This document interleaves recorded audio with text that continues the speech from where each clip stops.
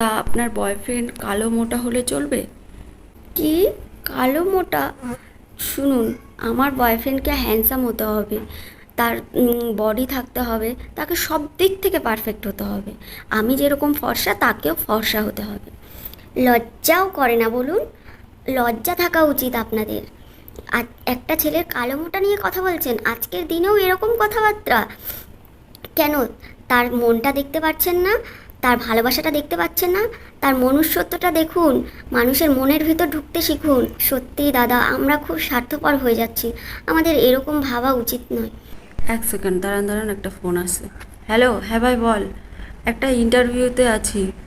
আরে ফাইলটা অফিসে রেখে এসেছি তো, তাপসের কাছে।